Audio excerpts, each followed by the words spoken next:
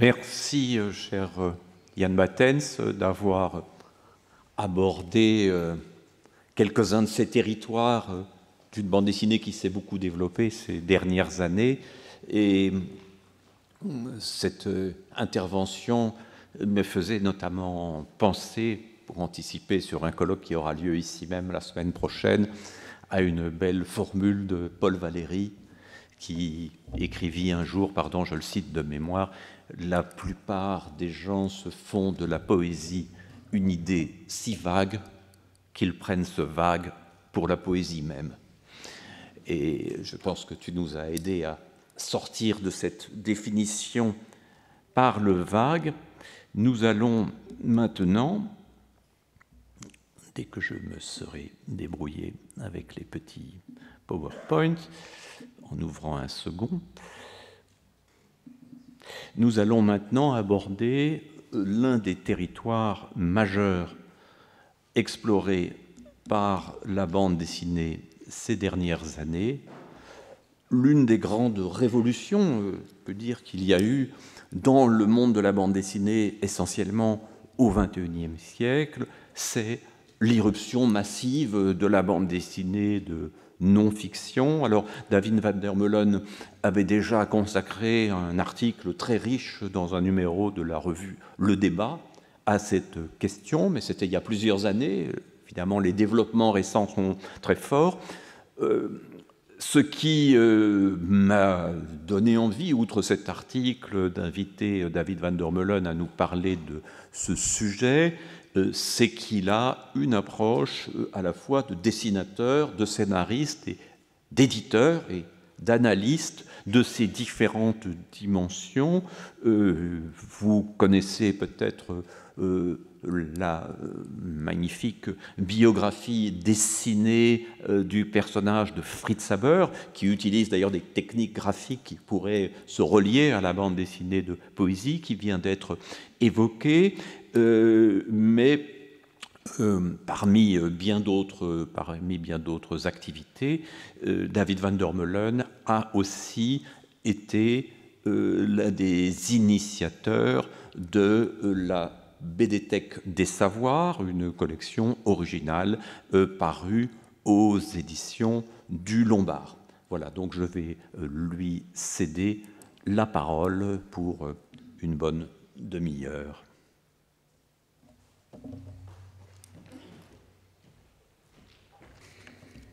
Bonjour, donc Benoît Betters m'a invité à venir vous parler de la bande dessinée de non-fiction. Alors, je vais me contenter de passer en revue les grands jalons de la non-fiction. Donc, je vais faire une approche historique, mais surtout peut-être aussi une approche de la réception en France, enfin, en tout cas en francophonie, en Belgique, en France, de la non-fiction qui, on va le voir, a été tout de même assez étonnante finalement.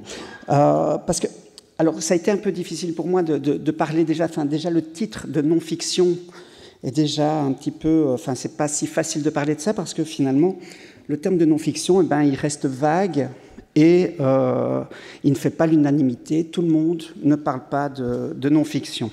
Alors en littérature, c'est assez facile. Le mot, il est américain et il a même son moment très précis, c'est janvier 1966, avec la publication de 200 froid de Truman Capote. Et c'est donc vraiment à partir de 1966 que journalistes, critiques universitaires et commentateurs ont commencé à envisager, avec, on va dire, un tant soit peu de considération, le genre policier. Donc, c'est véritablement à partir de Truman Capote et justement de ce livre qu'on va commencer à estampiller les livres de non-fiction. Donc, c'était une formule qui était revendiquée même par Capote lui-même. Et donc, tous les récits romancés qui se revendiquaient du réel étaient donc estampillés aux États-Unis non-fiction. Alors, en ce qui concerne, par contre, le terme de non-fiction en bande dessinée, eh bien, il y a une une acception beaucoup plus large qu'un simple récit construit sur le réel. En BD, c'est un genre qui englobe, bien entendu, également l'écriture de soi, avec le journal, évidemment, donc la fameuse bande dessinée de Fabrice No, son fameux journal, qui quand même est une œuvre qui a vraiment fait date dans la bande dessinée contemporaine. La bande dessinée de témoignage, qui devient de plus en plus présente. La bande dessinée d'enquête. On peut aussi parler même de la correspondance. Ça, ce sont un livre de Pierre Dubas qui parle de sa correspondance. Ici aussi, l'autre, c'est Guillaume Gers et Marc Pichelin qui échangent. Donc voilà. Mais en fait, et aussi, bien sûr, le fameux carnet de voyage qui est aussi, évidemment, une écriture de soi. Et on peut, quand on évoque, évidemment, la non-fiction, on parle, évidemment, de bande dessinée didactique. En fait, il y a plein de termes, bande dessinée didactique, bande dessinée pédagogique, bande dessinée du réel, bande dessinée de savoir, bande dessinée de sciences humaines, bande dessinée de reportage. Enfin, bon, je ne suis pas exhaustif et je suis sûr qu'il y a de nombreuses appellations encore. Et donc, ce n'est pas non plus facile de donner, on va dire, une date précise de cette naissance de cette bande dessinée particulière. Alors, même si Rodolphe Töpffer, qu'on considère comme le père de la bande dessinée moderne, c'était un pédagogue, mais on ne peut pas dire vraiment que la bande dessinée se soit beaucoup concentrée sur la non-fiction à ses débuts. La plupart des productions étaient en fait essentiellement tout de même fictionnelles. D'ailleurs, les Américains, enfin encore eux, ils ne se sont pas trompés. Ils ont tout de même appelé ces divertissements des comics et des funnies. Donc, mais ça ne nous empêche pas de dire que par essence, la bande dessinée de non-fiction, elle détient d'importantes vertus qui favorisent l'assimilation et la compréhension. Donc les premières pages du dimanche de la presse new-yorkaise, elles étaient de pure fiction récréative. Ici, on voit ces fameuses pages du dimanche. Et en fait, le succès commercial de ces pages, on peut le mettre au crédit des nouveaux arrivants qui, pour beaucoup, ne maîtrisaient pas l'anglais et qui perfectionnaient leur vocabulaire en lisant ces bandes dessinées. Donc, ces bandes dessinées mettaient d'ailleurs souvent en scène la vie de migrants et Hans et Fritz, par exemple, les fameux personnages de Rudolf Dirks, qu'on connaît ici sous le nom de Pim Pam Poum, enfin la série Pim Pam Poum. Il s'exprimait souvent dans un anglais qui était truffé d'expressions allemandes. Et donc, inutile de dire que tout cela n'était pas anodin et que cela plaisait fortement à toute une communauté avide d'assimilation. Donc, il est donc évident que le procédé texte-image demeure un mode idéal de compréhension et de mémorisation aussi, et d'ailleurs de nos jours, il existe des applications que l'on nomme, qu'on appelle ça des applications ludo-éducatives qui encouragent donc l'apprentissage des langues, par exemple, en utilisant la bande dessinée. Alors, aux États-Unis, le succès le plus peut-être éclatant d'une bande dessinée que je vais appeler de non-fiction, une proto-bande dessinée, on va dire presque, eh bien, c'est la série Believe It or Not de l'américain Robert Ripley. Alors, Robert Ripley, c'est un aventurier, un anthropologue amateur, et il n'a cessé de glaner des anecdotes étonnantes, et il mettait ensuite ça en scène, en dessin. Et donc, il faut savoir que Ripley est une véritable star dans son pays. Il était aussi connu que Walt Disney ou que Franklin Roosevelt. C'est d'ailleurs le New York Times, en 1936, va le nommer l'homme le plus populaire des États-Unis. Et ces pages vont apparaître dans la presse américaine à partir de 1918.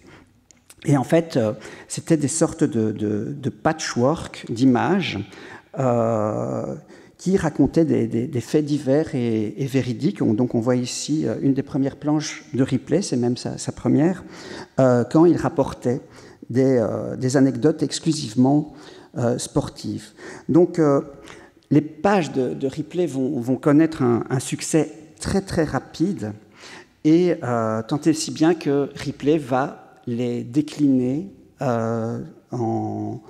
sur tous les modes possibles, puisque eh bien, on va avoir évidemment des livres de Ripley, mais également une émission de radio qui était animée par Ripley lui-même, et on aura aussi après une émission de télévision animée elle aussi par Ripley, ce qui va donner lieu à même un musée Ripley qui va arriver. Et il faut savoir que ce premier musée sera...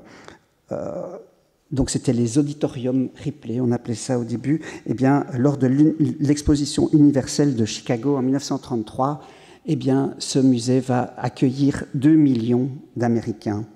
Donc c'est quand même assez considérable, et ce succès va donner l'idée à Ripley de faire une chaîne de musées, évidemment, chaîne de musées qui existe encore toujours de nos jours aux États-Unis.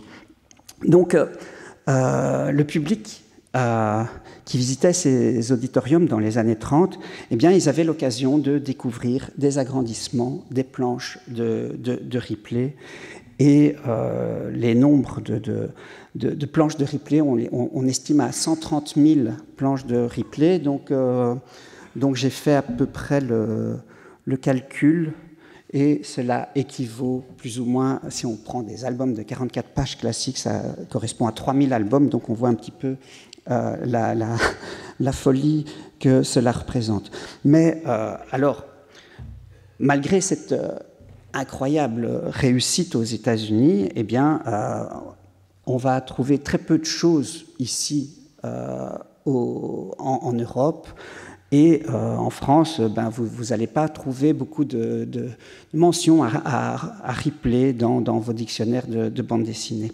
Et c'est un cas tout à fait étrange, parce que en fait, ben, les pages de Ripley vont être traduites en France très tôt, à partir de 1936 et même 1934. Et donc, on va les voir, par exemple, dans Robinson, avec cette notion ici qu'on voit incroyable mais vraie, parce qu'il faut savoir que Ripley est à la base de 2 grandes expressions, dont l'une est effectivement incroyable mais vraie. Donc, c'est vraiment la traduction de Believe It or Not, qui est apparu dans le journal Robinson, qui va les publier de 1936 à 1938 de façon assez sporadique. Ça ne va pas forcément marcher, et le journal de Mickey va également les publier à partir même de son premier numéro en octobre 1934, sous le nom de « Qu'en dites-vous ». Donc on est ici aussi avec le même matériel américain des studios Ripley, évidemment, parce qu'il n'a pas fait 130 000 pages tout seul. Donc la deuxième expression que l'on doit à Ripley, eh bien, c'est l'expression « le saviez-vous ». Les « le saviez-vous » eh ben, ont eux aussi été sporadiquement publiés dans la presse franco-belge, et on les retrouve même à partir de 1959 dans les Malabar, dans les chewing-gums. Donc c'est vraiment bien le matériel américain. Vous voyez ici aussi les incroyables mais vrais. Et ces pages vont aussi être recopiées en France par des auteurs français. Donc ici, des curieux, n'est-ce pas? Alors là, on n'est pas du tout avec un matériel américain. C'est vraiment un auteur qui s'est emparé du système Ripley et qui l'a pris pour lui. Et voilà, donc ça, on peut retrouver exactement aussi ce genre de choses. Alors, en revoyant ces pages anciennes, on pourrait se dire que le dispositif narratif de Ripley, ben, il est extrêmement pauvre et qu'il ne développe pas grand-chose d'intéressant d'un point de vue formel, mais ce serait oublier que en fait, ce type de dispositif est tout de même très très présent dans la non-fiction encore actuelle, puisqu'on peut retrouver ce genre de système narratif dans la revue Topo, la revue dessinée, ou même encore dans Spirou. Alors ici, voilà, 2 planches parues en 2023, faites par Pierre Lecrenier et Alexandre Demoté, qui reprennent un petit peu ce genre de système. Mais selon moi, l'héritier français le plus évident de la méthode Ripley, alors c'est pas lui évidemment qui a inventé ce style, cette façon de mettre en page, mais c'est peut-être lui qui l'a vraiment le plus popularisé, et celui qui l'a fait en France, eh bien, c'est selon moi évidemment Hervé Bourrice, qui avec ses petits livres carrés eh bien, a rencontré un très très beau succès de librairie et une très belle réception avec ce genre de livre. Alors, si je m'attarde sur le phénomène Believe It or Not, ben, c'est aussi pour souligner à quel point la réception du travail de Ripley n'a jamais rencontré donc le même enthousiasme dans le monde francophone. Et ce sera en fait une constante dans la bande dessinée de non-fiction francophone, qui va jamais réussir vraiment à s'inscrire durablement dans le paysage éditorial français. Les exemples, ils sont très très nombreux, et on peut retenir plusieurs propositions qui ont été purement didactiques et qui sont de véritables échecs. Ça a commencé très très très tôt, puisqu'on peut voir par exemple les encyclopédies Gluck issues de l'imagerie d'Épinal à la fin du XIXe siècle, et ce sera des bandes dessinées vraiment de pure non-fiction qui vont être sabordées après quelques dizaines de planches seulement. Alors, ce fut aussi le cas des traductions de la série Highlight of History de l'américain James Mansfield. Alors, c'est des pages que l'on a aussi pu voir traduites au Canada, en France et en Belgique dans plusieurs illustrés. Et comme ici, voilà, en français, mais ici aussi, elles seront publiées de façon sporadique, alors que les planches américaines de Mansfield vont connaître un succès mais incroyable aux États-Unis, puisqu'il va être publié dans de nombreux journaux américains durant près de 15 ans, de 1926 à 1939. Alors, s'il n'y a pas de succès aussi, on va dire, éclatant que Mansfield à retenir au sein de la presse francophone, cela n'a nullement empêché les acteurs de la bande dessinée franco-belge d'être particulièrement attentifs à son potentiel éducatif. Donc on retrouve trace de ce type de préoccupation au sein de toutes les rédactions d'après-guerre, et il va sans dire que la quasi-totalité des productions francophones de bande dessinée didactique, enfin, surtout entre les années 40 et 60, eh bien, elle s'adressera avant tout aux jeunes enfants et sur un ton quand même très docte et très moraliste. On pense évidemment aux biographies, les hagiographies, devrais-je dire même, de Gigé, et évidemment aussi les fameuses belles histoires de l'oncle Tom qui apparaissent en 1951 dans le journal de Spirou. Il existe pourtant à cette époque des récits de non-fiction, par exemple, enfin peut-être oui, à cette époque, en 1951 par exemple, pas par exemple, en 1952, attendez que je me... Ah non, mais j'allais vous parler d'autre chose avant. Donc, je voulais vous parler aussi des récits que j'appellerais hybrides, voilà, parce que ça, ce sont des bandes dessinées. Alors ici, on voit une série qui est parue dans... c'est Jean Bolide, c'est une série de Jacques Soriot, ça a été publié en 1938 dans Robinson, et en fait, on voit très très bien les 4 strips qui sont fictionnels, et chaque fois en dessous, 2 strips totalement de non-fiction qui reviennent faire écho de façon didactique au récit. Donc ça, c'est quelque chose qu'on va beaucoup voir quand même dans les années 40 et 50. Un autre exemple, par exemple, c'est celui-ci, c'est les aventures, ça c'est dans les Illustrés Bayard. Donc Yannick au sport d'hiver, où on nous propose les aventures de Yannick qui explique les joies du sport d'hiver. On est dans de la pure bande dessinée didactique. Voilà. Alors un exemple un petit peu plus célèbre tout de même, les fameux bulletins techniques en bande dessinée, P.S. de Will Eisner, lancé en 1951. Et ces comics étaient essentiellement, exclusivement destinés à l'armée américaine. Donc en fait, il s'agissait de courtes bandes dessinées qui mettaient en scène une pin-up inspirée par Lorraine Bacall.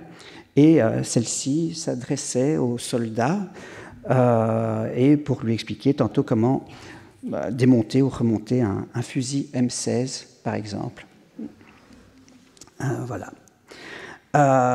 Donc, il existe alors bien des bandes dessinées de non-fiction à cette époque-là en France, mais par exemple, il y a ce fameux carnet de voyage de Pierre Fournier qui, à l'âge de 15 ans, en 1952, a commencé a fait un carnet de voyage, mais on l'a découvert que très très tard, grâce au cahier dessiné, en 2015, il me semble. Donc, Pierre Fournier, personnage très, très important parce qu'il va faire partie de l'équipe d'Harakiri. Donc, c'est écologiste très important qui a fait beaucoup de reportages en bande dessinée, qui a beaucoup raconté l'écologie en bande dessinée dans les années 60, eh bien, il va rejoindre Harakiri, et Harakiri est vraiment le journal d'avant-garde qui va vraiment bousculer toutes les règles de la bande dessinée moderne en France. Enfin, ça, je ne vous apprends rien, mais effectivement, il y a de la non-fiction qui arrive, comme dans ce Harakiri de 1962, avec le jeune Cabu, par exemple, qui faisait de nombreuses pages de non-fiction. On peut tout de même... alors évidemment, toute l'équipe d'Harakiri, donc Wolinski, GB, Rezer, Willem, Fournier et les autres, vont aussi s'essayer à ce genre de choses. Et donc, on voit par exemple ici, là on est en 1969 dans Harakiri, et on voit que le journal titrait les planches de Cabu, soit de reportage, soit de radio, de télévision, parce que Cabu faisait des comptes rendus de ce qu'il écoutait, ce qu'il voyait à la télévision, des comptes rendus de concerts, des comptes rendus d'événements culturels. Donc voilà, et c'était pris vraiment comme des projets de véritables articles, mais dessiné et écrit évidemment à la main. Donc, Pierre Fournier, alors, quant à lui, eh bien, pour revenir à lui, il a fait ce très très beau, très important journal qui est La Gueule ouverte, qui naît en 71. Il va en faire que... Là, vous avez le numéro 5 où déjà l'équipe lui dit au revoir, puisqu'il est mort très très jeune, je crois, à moins de 40 ans. Donc, un petit clin d'œil aussi à Benoît, parce que c'est évidemment du Paul Valéry. Et en fait, dans ce magazine, qui est un des premiers journaux vraiment écologistes modernes, l'équipe d'Harakiri va aussi s'essayer à beaucoup de planches de non-fiction, dont notamment ces fameuses planches des Chroniques de l'énergie solaire de Rézère en 72, où on va voir même un Rézère qui est beaucoup moins, on va dire, outrancier et comique dans ses pages, et qui va vraiment prendre son sujet très au sérieux. Bon, évidemment, il y a toujours des blagues, ça reste évidemment toujours Rézère, mais on voit que là, il fait vraiment un travail qui ressemble tout à fait à ce qu'on peut voir. C'est presque moins drôle que du Marion Montaigne, donc c'est quand même assez étonnant. Donc voilà. Mais la véritable... attendez, je regarde si je suis bien dans mon...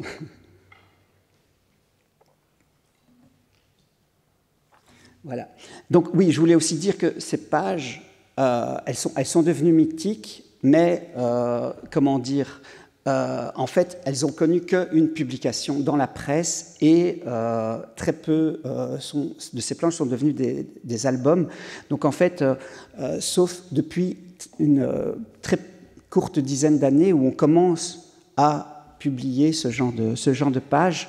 Donc en fait, ces pages étaient vraiment connues dans la presse, et connaissaient des tirages assez importants, mais qui, quand même, s'est beaucoup plus vite perdu, puisque les gens gardaient moins leur magazine que leurs albums.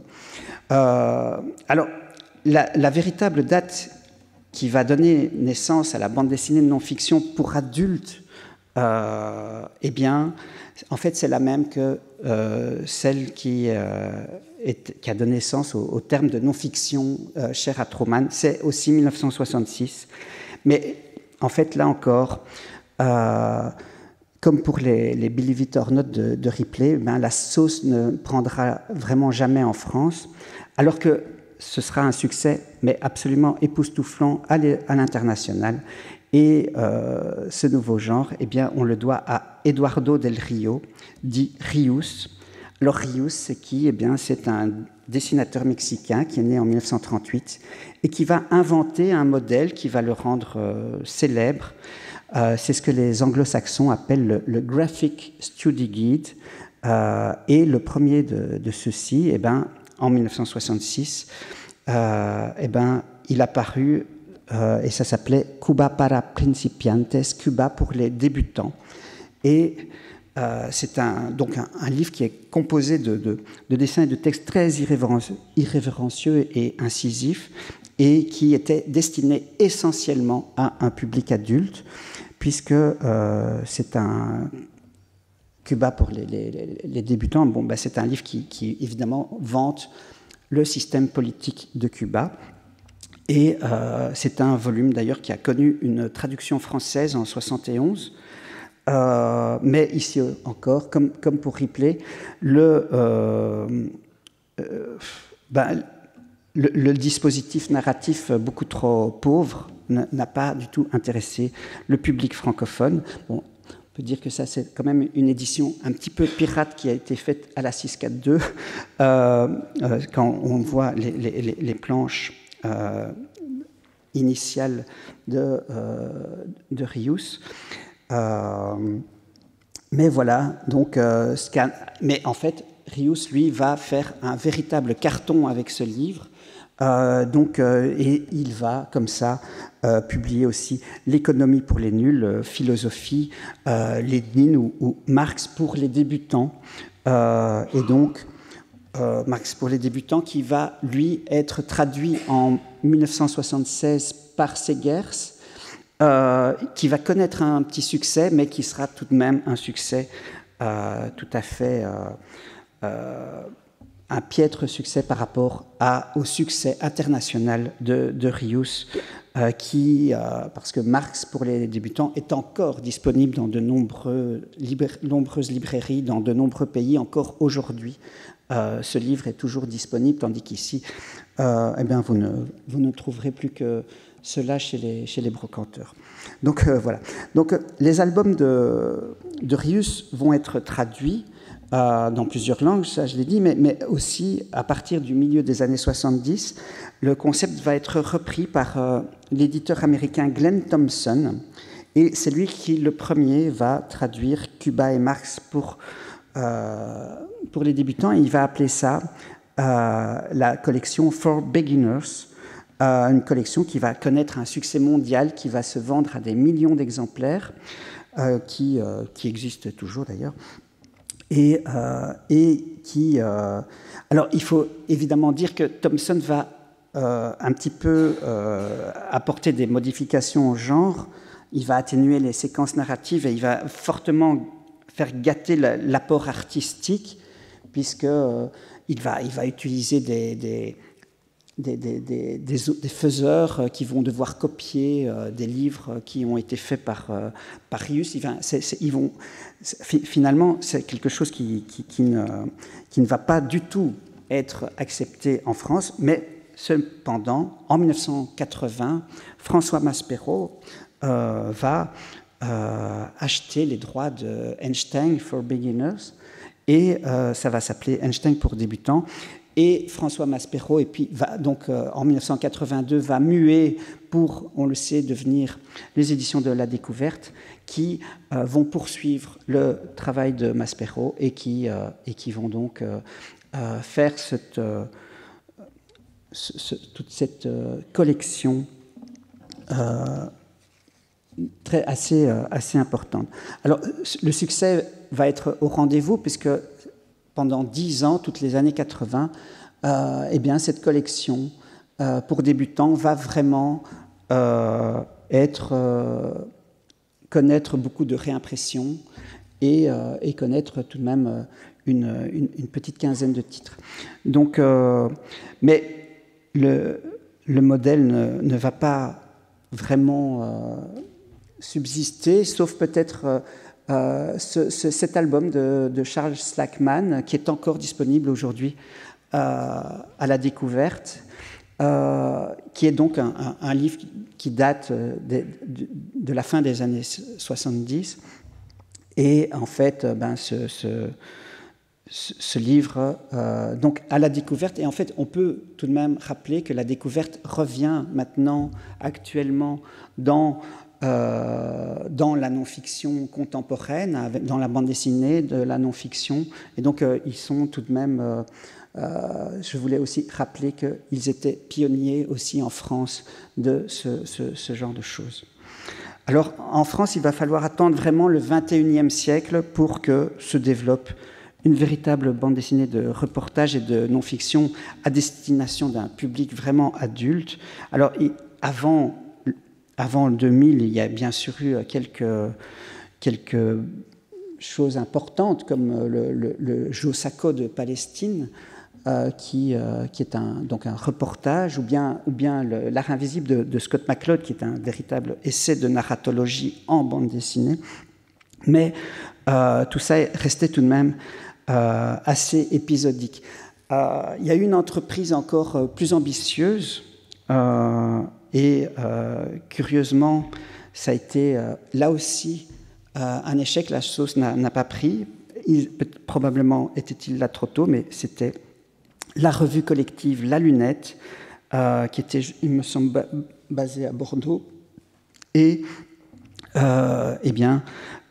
cette revue proposait des reportages en bande dessinée Et on y voyait déjà des dessinateurs assez importants, comme Joe Sacco, Étienne Davodo, Emmanuel Guibert, Fabrice No, Philippe Squarzoni ou encore Jean-Christophe Menu, mais ici aussi, le public a boudé le modèle et la revue a dû s'arrêter après 7 numéros en 2006. Alors, en 2008, après l'échec commercial de la lunette, eh bien, les éditions Les Arènes vont inventer un nouveau modèle et ils vont lancer 21, une revue qui va très très vite trouver son public après très peu de numéros. Et alors évidemment, 21 n'est pas une revue de bande dessinée, c'est une revue de reportage qui est vraiment faite par des journalistes, des écrivains et des photographes, mais elle va durablement tout de même marquer les esprits grâce à ces illustrateurs et surtout grâce à ces auteurs de bande dessinée qui chaque fois vont proposer un récit d'une trentaine de pages, un reportage. Et donc, ça va être la première fois qu'on va voir une bande dessinée accueillie dans une revue d'infos qui n'est plus une bande dessinée qui est là pour un espace de détente, mais bien qui est là pour son langage propre et capable de proposer une offre journalistique sérieuse et légitime. Donc, en octobre 2010, un autre jalon va être franchi. C'est Le Monde diplomatique qui va publier à son tour son premier hors-série. En fait, là, un cap est franchi parce que c'est une revue qui est entièrement faite de bande dessinée. Donc, à l'époque, Le Monde diplomatique avait fait appel à l'auteur Morvandiau, et Morvandiau a réuni autour de lui une quinzaine d'autrices et d'auteurs de BD qui étaient aussi déjà des grands familiers de la bande dessinée de non-fiction. Alors, on va y voir Jochen Gerner, Fabrice No, Maximilien Leroy, Lisa Mandel, qui deviendra la future directrice de la collection Sociorama, dont on parlera plus tard. Et c'était un numéro dont j'avais même rédigé l'éditorial. Benoît m'a demandé d'un peu incarner cette conférence avec des choses à moi, donc voilà, c'est pour ça que je m'y autorise. Mais donc voilà, mais malgré en fait un très très bel éditorial et ça n'a pas et des très belles ventes, parce que je pense qu'ils ont atteint quand même les 35 000 exemplaires, mais je pense qu'il n'y a jamais eu de deuxième numéro et l'aventure s'est arrêtée là. Alors en 2010, même année, il y a aussi eu un fait très important dans la non-fiction de bande dessinée en France, c'est l'arrivée de Logicomics, qui est en fait le premier vraiment carton de bande dessinée. Vraiment, ça va vraiment fortement marquer. Ils vont faire dépasser les 100 000 exemplaires dans de nombreux pays. C'est en fait une bande dessinée qui est grecque, qui est une biographie intellectuelle de Bertrand Russell et qui est axée sur ses travaux mathématiques. Donc on est vraiment dans le pointu. Et titre de génie quand même, Logicomics, qui a donné tout de même pas mal d'idées dans la bande dessinée de non-fiction contemporaine. En 2013, j'ai eu la grande chance avec mon ami Daniel Cazenave, que bon, je le salue, il se marie aujourd'hui, donc il n'a pas pu venir, de participer à l'aventure de la revue dessinée, qui était une revue qui était déjà de 228 pages et qui a été faite par des autrices et des auteurs et donc qui était totalement indépendante, et son principe était super simple, il fallait s'appuyer sur une association d'un ou d'une journaliste avec un ou une auteur ou autrice de bande dessinée, et donc moi j'ai aussi participé à ça en faisant de la bande dessinée pas de reportage, mais on faisait des bandes dessinées de culture générale dans cette revue, et qui existe toujours d'ailleurs. Et d'ailleurs, ce printemps, ils sont à leur 39e numéro, donc c'est un des vraiment grands succès de revue qui est apparu donc en 2013. Alors, tous ces jalons dont j'ai parlé et qui ont fait un petit peu des échecs et des réussites, bon, eh ben, ils nous amènent à la date de naissance, en fait, de la non-fiction en France. C'est 2016. Alors, pourquoi 2016 ? Eh bien, parce que c'est cette année-là que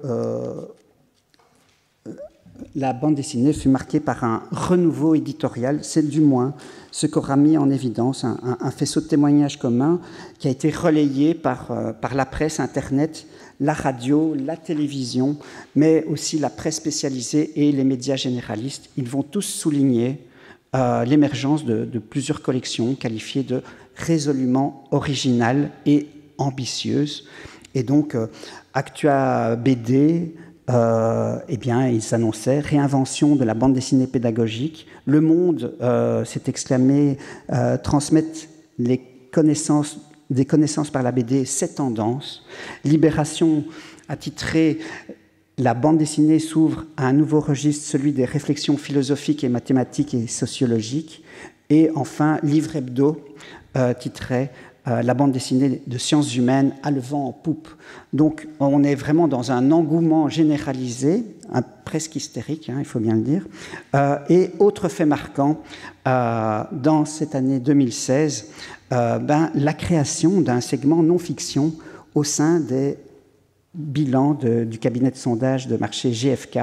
Donc GFK, c'est évidemment pour le monde de l'édition, c'est ce que Médiamétrie et sa marque Audimat sont à la télévision, c'est-à-dire quelque chose qui est devenu totalement incontournable. Et donc, en 2016, ce nouveau segment de non-fiction représentait à lui seul 7,5% du volume global des bandes dessinées. Donc, ça faisait 1 600 000 ouvrages vendus. Donc, vous remarquerez que pour ce faire, GFK a également pris pour sienne la définition de Truman Capote, puisque l'Arabe du futur, très gros succès, et qui représentait presque déjà 3% à lui seul de ce nouveau segment, était retenu comme une bande dessinée du réel pour un petit peu tout de même grossir ce nouveau segment. Donc voilà. Alors, les nombreux articles que je vous ai lus, dont je vous ai lu les titres, en fait, ils faisaient référence à 5 nouveaux venus dans le paysage éditorial de 2016. En janvier, on a eu Groom, qui était une sorte de Spirou spécial qui parlait d'actualité. Et puis après, en février, nous avons eu la collection de Lisa Mandel chez Casterman, Sociorama. Donc Sociorama qui était une collection qui faisait un duo avec des autrices et des sociologues et qui proposait des faits de société sous l'angle de la sociologie avec des chercheuses et des chercheurs. Et je tiens à noter aussi que c'est pour l'époque quelque chose de tout à fait exceptionnel parce qu'il y avait plus d'autrices et sociologues femmes que donc la parité était vraiment extrêmement bien suivie et même dépassait. Il y avait plus de femmes que d'hommes dans cette collection, donc c'était quand même quelque chose qui était à souligner pour l'époque. Et chez Glénat, on a eu l'apparition du premier tome de La sagesse des mythes. Alors c'est une collection qui se donnait pour dessein de faire découvrir la mythologie grecque, mais ce projet quand même avait une signature de marque puisque c'était la première fois qu'un ancien ministre se proposait de diriger une collection de bandes dessinées. Bon, c'était Luc Ferry. Voilà. En septembre 2016, on a eu Topo qui est arrivé. Donc Topo, c'est l'équipe de la revue dessinée qui a proposé un petit peu la même chose, mais pour les gens de moins de 20 ans, pour les ados. Et ce système, ce topo fonctionne toujours bien et fonctionne même aussi bien que la revue dessinée. Alors, il y a eu aussi, évidemment, en 2016, Benoît en a très gentiment parlé, de la petite BDTech des savoirs. Alors, bon, je vais un petit peu m'y attarder 2 secondes parce que j'y suis donc à l'initiative avec Nathalie Van Kempenhout. Et c'est évidemment nous, Nathalie et moi, qui avons pensé, imaginé donc cette collection qui en fait est une collection de comment dire, de petits que sais-je sur des sujets, sur tous les sujets possibles et imaginables. Et là, on est sur donc un duo d'autrices ou d'auteurs avec un ou une spécialiste qui faisait autorité dans leurs compétences, dans leur domaine. Donc, on voit ici, par exemple, une plaquette écrite par Nathalie Van Kempenhout et dessinée par Daniel Cazenave. Et en fait, cette petite histoire résumait en quelques planches nos intentions, parce qu'elle exposait des détails techniques propres à la collection, comme la dimension des pages, le nombre de cahiers possibles ou encore les spécificités colorimétriques. Voilà. En fait, c'était une charte graphique, si vous voulez, mais entièrement faite en bande dessinée, et on la destinait aux auteurs et aux autrices que nous allions contacter. Cela nous permettait de dire, de ne pas expliquer, donc donner ceci, tout le monde comprenait directement où nous voulions en venir, c'est-à-dire que pour nous, tout sujet était bon à être mis en bande dessinée, même des choses extrêmement techniques, des informations extrêmement techniques à donner. Donc, autre détail auquel Nathalie et moi avions pensé, c'était les fiches Le saviez-vous, qui faisaient évidemment appel directement à Ripley et que nous destinions à la presse et aux libraires et aux journalistes. Dans la première salve en fait des 4 premiers BDTech, on retrouvait le parrain de la collection. C'était Daniel Gossens. Ça l'est toujours, de fait. Et il était donc le co-auteur avec Jean-Noël Lafargue et Marion Montaigne du numéro 1 de la collection.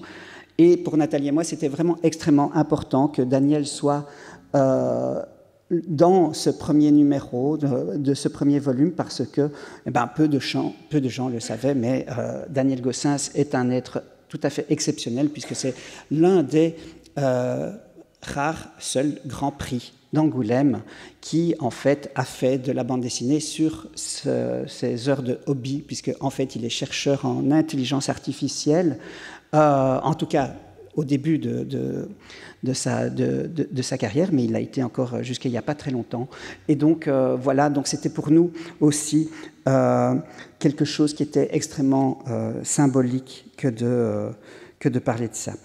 Au sein de cette première salle, on retrouvait aussi l'association de Hervé Bourris avec Jacques de Pierrepont sur un livre sur le heavy metal.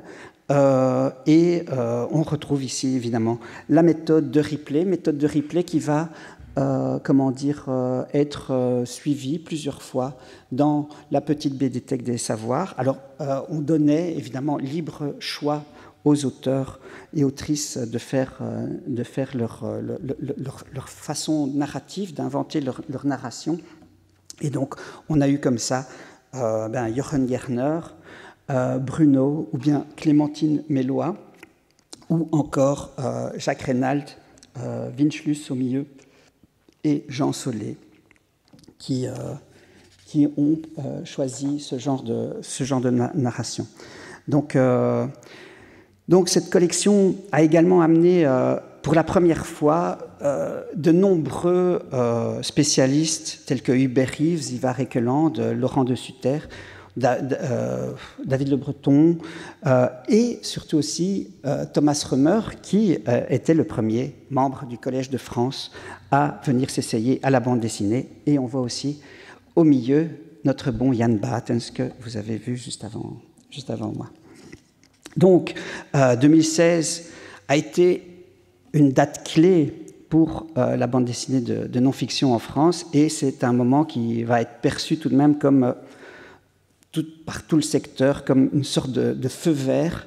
Et donc, à partir de ce moment-là, libraires, éditeurs, journalistes, acteurs en tout genre, eh ben, ils vont tous s'autoriser à faire de la non-fiction, de la même façon qu'on a vu ça avec le manga et le roman graphique. Alors, 8 ans après 2016, la bande dessinée de non-fiction, eh bien, elle s'est imposée comme un segment à part entière, comme dirait GFK, et désormais, eh ben, les albums de non-fiction cumulent des ventes qui, Benoît l'a dit, dépassent même l'offre fictionnelle, purement fictionnelle.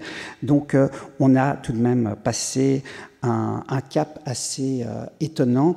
Ça s'est vu dès 2017 avec le mystère du monde quantique, qui était l'association de Mathieu Burnia avec le physicien Thibaut Damour sur la théorie quantique. Donc c'est un livre qui a été très intelligemment... il s'est servi très intelligemment du potentiel de la bande dessinée, parce qu'il y a pas mal de trouvailles qui ont facilité la compréhension, donc avec par exemple cette idée qui consiste de jouer avec de faux décalages chromatiques pour illustrer le principe de superposition de réalité. Il y a eu le carton de Marion Montaigne sur Thomas Pesquet, qui s'est maintenu des semaines et des semaines et des mois en haut des charts, j'allais dire, mais ce n'est pas des charts, enfin, en haut des ventes. Et évidemment, Benoît en a parlé, le phénomène du monde sans fin. Je parle de vrais phénomènes. Et je vais aussi revenir rapidement sur un titre dont je maîtrise un peu le sujet, puisque j'en suis le co-auteur avec Daniel et Yuval Noah Harari.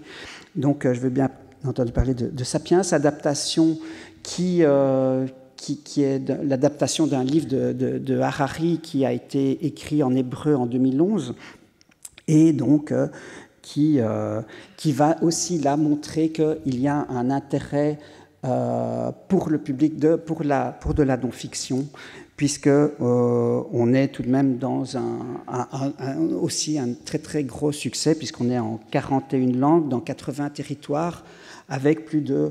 en cette fin d'année, on aura atteint les 2 millions de ventes et de copies en circulation dans le monde.